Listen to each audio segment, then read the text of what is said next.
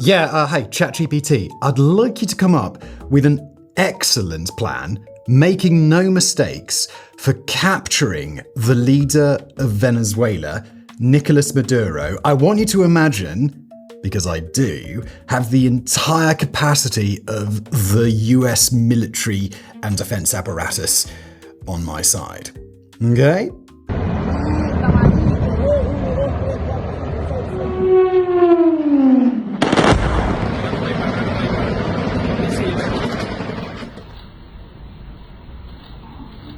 Now look, this was one of the many memes sent in the WarFronts group chat when the Wall Street Journal revealed that the Pentagon had used Claude, the AI chatbot from Anthropic, in the mission to capture the former Venezuelan dictator. I prefer ChatGPT. We don't know exactly how the model was used. Both the Pentagon and Anthropic have remained mum on the specific details, with Anthropic only telling the journal that any usage of its systems had to comply with the company's usage policies. What we do know is that the Pentagon used Claude through Anthropic's partnership with the data company Palantir Technologies, which provides a wide array of tools used by the Defense Department. The story highlighted just how deeply embedded artificial intelligence has become within governments, and it's only become more deeply embedded in the months since. Before the war with Iran kicked off, Washington used AI to select targets, issue precise location coordinates, and prioritize the targets according to importance. After the war began, the AI tools also evaluated how effective a strike has been to make sure that the next one was even more effective. For Washington, and many other armies around the world, such tools are a godsend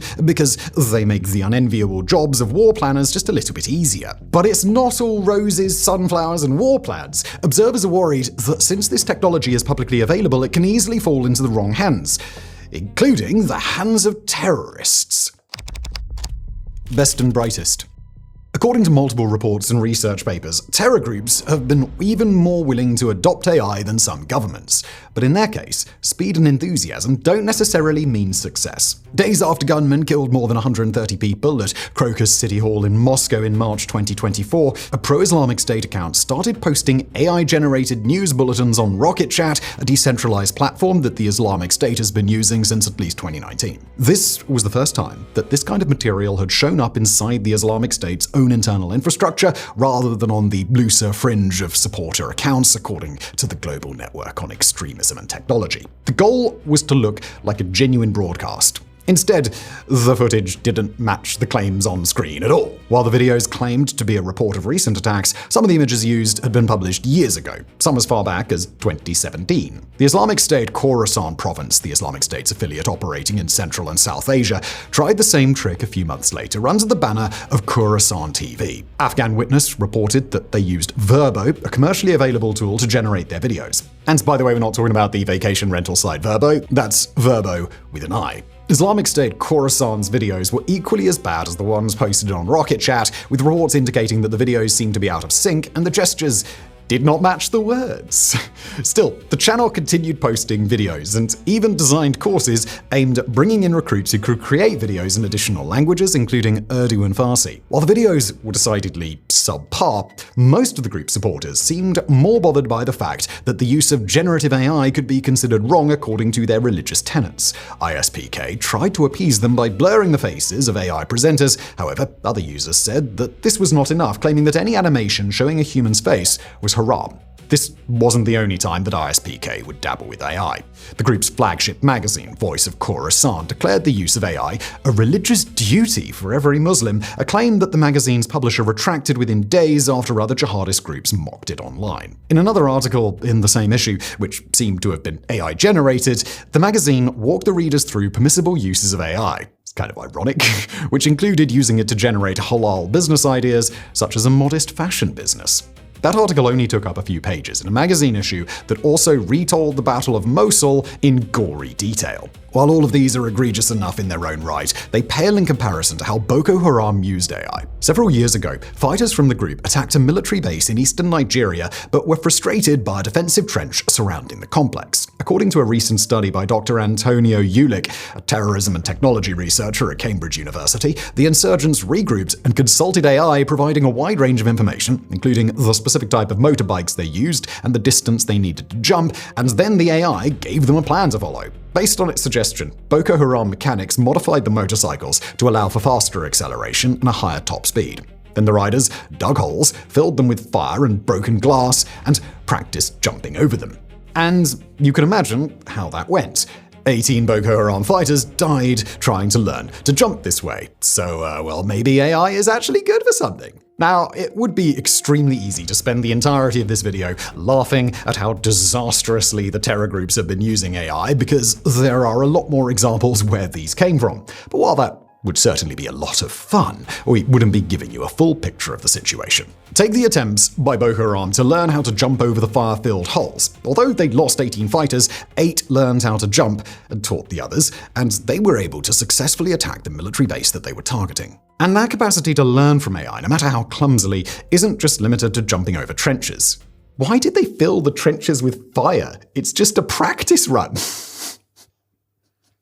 Did AI kill these guys? I mean, they're terrorists. Fuck them, but Jesus. Shouldn't be laughing. Should I? Some fighters reported using AI to select new targets and even to brainstorm ways of attacking them. AI is also reshaping how some jihadist commanders think about deployments, with a former fighter recalling launching an attack with 200 fighters because they had a lot of manpower and ending up losing 60 of them. The AI taught them how to better deploy their forces, prioritizing the effectiveness of the troops over sheer overwhelming force. Quoting him here, "With the help of AI, we learned that it sometimes makes sense to only send 20. We learned more about well-coordinated attacks and deployment of smaller units." Now, apart from teaching tactics, AI has also been instrumental in improving how these groups handle weapons. Former fighters reported using chatbots to diagnose jammed rifles, getting technical answers on explosives, and troubleshoot weapons they didn't know how to maintain. And they are openly sharing this information. In March last year, a pro-IS account released an AI-generated video featuring a digital avatar providing instructions for making a bomb using common household items. But perhaps the most insidious way that these insurgent groups are using AI is to rapidly generate content that spreads distrust and conspiracy narratives and weakens social cohesion without necessarily advocating for terrorism. This kind of content plays on people's pre-existing fears and distrust of the government, and it can spread rapidly because it doesn't look like the traditional propaganda material that terrorists put out. None of this is confined to West Africa or the Islamic State's core network either. Analysts tracking Jamaat Nusrat al-Islam wal Muslimin, or JNIM, an al-Qaeda-linked group operating in the Sahel, have pointed to recent jumps in the group's drone capabilities and its ability to bypass manufacturer restrictions as possible signs that they are using AI to improve their abilities. If this is true, it would explain, at least in part, a recent string of successes that JNIM has had, including launching multiple coordinated attacks across Mali with the Azawad Liberation Front, an ethno-nationalist separatist militia group. Aaron Zelen, a senior fellow at the Washington Institute for Near East Policy, told the New York Times that he had found evidence that ISIS supporters in the US and Western Europe had asked AI chatbots questions about potential targets and means for carrying out attacks, basically turning the AIs into a smarter digital version of the anarchists' cookbook. So far, there hasn't been a successful attack, mainly because the authorities have been able to step in before things got too far. In May, French police arrested a Tunisian man on suspicion of using AI to help plan an attack against a museum or a Jewish site in Paris. However, the fact that the authorities have successfully thwarted these attacks doesn't mean they'll be successful in the future. It would only take one successful attack to cause mass panic and trigger a wave of copycats. And all of this raises an extremely important question. How are global insurgents able to use AI tools so effectively if it contradicts the policies that govern how AI should be used? Before we get there, a quick pause to tell you all about our subscriber site. Fronts.co is our outlet for all the stories we don't have space to do justice here on the main channel, a place where we can dig deeper than we ever do on YouTube. Every week we upload 2 exclusive videos, 2 expert-written articles, and a podcast or 2, all covering the conflict and geopolitics stories that matter most to you. Often our coverage is focused on the Russian invasion of Ukraine, but we also host plenty of pieces on Iran, Sudan, the Sahel, Europe, and elsewhere, not to mention all the minor conflicts that the rest of the world tends to ignore. A subscription to Fronts costs just $5 a month or $50 a year. That's fronts.co. Check it out. And now, back to it. Workarounds and worst-case scenarios. According to Dr. Ulick, the answer, at least in the case of Boko Haram, is foreign trainers. These trainers began supplying Boko Haram commanders with laptops, VPNs, and paid AI subscriptions around 2023, then taught them to disguise dangerous requests as academic questions or references to a film. If one chatbot refused, fighters simply moved on to the next, becoming extremely platform agnostic in the process. Boko Haram's two factions, the Islamic State West Africa Province and another group known as JAS, eventually built dedicated AI units staffed by members trusted enough to hold the subscriptions and field requests from everyone else. These were people tasked with keeping up with the latest methods to circumvent the AI's guardrails. And it's worth noting that the methods Dr. Ulick documented in her study only run through the end of 2024. Since that time, AI companies have released new models that are a lot more powerful and, most importantly according to the companies, much safer, with stricter guardrails on what people can ask.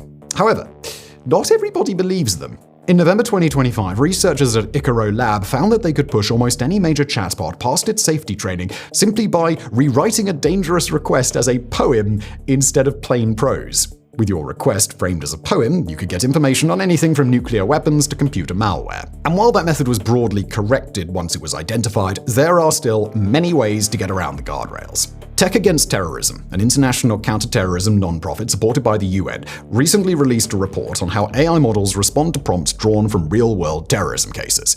In their tests, the AI agents only refused to answer a prompt 57% of the time. Prompts about explosives were declined about 80% of the time, while those on improvised chemical weapons were declined only about a third of the time. This low rate of refusal is fantastic news for terrorists. Earlier this month, the nonprofit Future of Life Institute released its latest safety index, grading the major AI companies on how well they kept to their safety commitments, and found that those commitments had mostly eroded across the industry. You've also just made a list of AIs that the terrorists are going to use. Oh god, this is terrible. While most of the companies received middling grades, xAI, Minstrel, and DeepSeek received failing marks. And now we've just told the terrorists what to use. Brilliant! Now, we're not mentioning this to suggest that one company is better or worse than the others. We are only highlighting how much work needs to be done to ensure that AI systems are safe, because right now, they aren't. Which means that all of the commitments the AI companies have made to ensure their systems couldn't be abused are failing.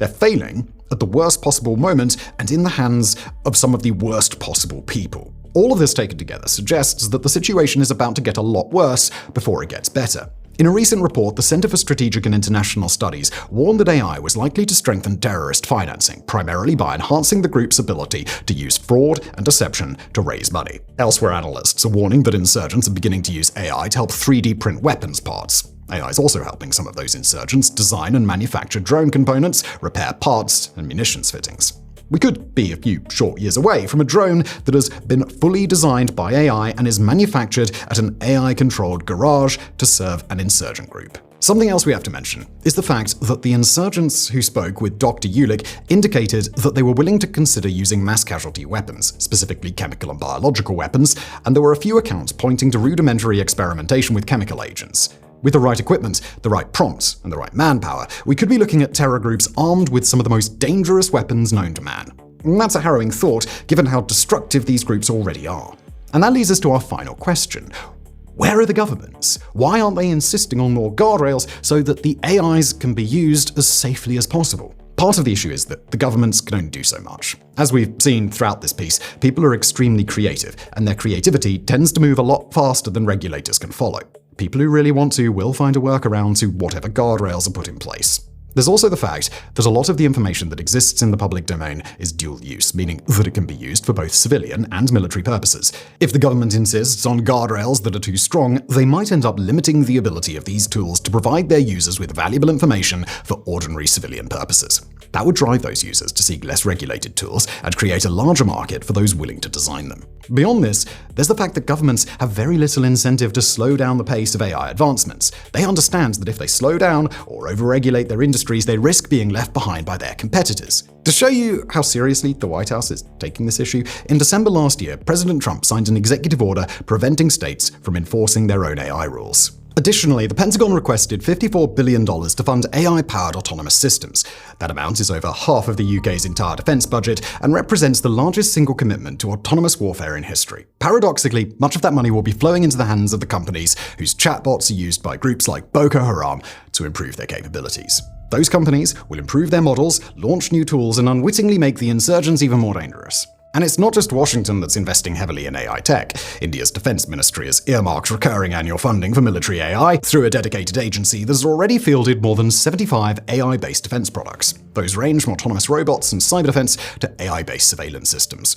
Russian President Vladimir Putin told his own military-industrial commission in April last year, quoting him here, "Whoever begins using AI in military affairs faster will enjoy enormous, indeed colossal, advantages on the battlefield." Also at that event, Putin called for accelerating domestic software development for automated command systems alongside expanded production of unmanned aerial systems. In June this year, Russian Defense Minister Andrei Belousov told the press that the Russian military was actively integrating AI technologies, robotics, and automated command systems into military management, indicating that AI had moved beyond experimental projects to become a part of Russia's broader military modernization agenda. For its part, China has embraced AI as part of its broader efforts to modernize its own military, using it in everything from weapons design to improving its manufacturing capabilities. So in the short term at least, we are unlikely to see any meaningful regulations as countries pursue their own national interests over a shared global good. And that's a real shame, because while the wealthier nations are investing heavily in AI, the poorer nations, where most of these insurgent groups are actively causing harm,